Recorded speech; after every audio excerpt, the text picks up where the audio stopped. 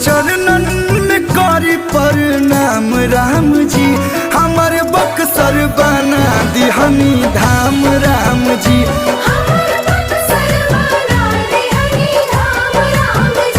रउवे कृपा से होता सब काम राम जी।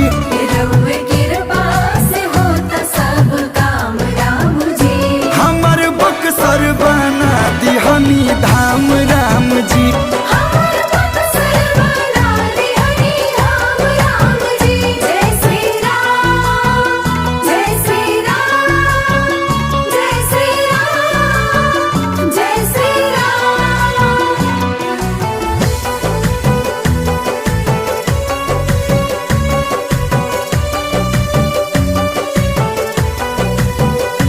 अवधि छोड़ी रघुनाथ विश्वामित्र जी के साथ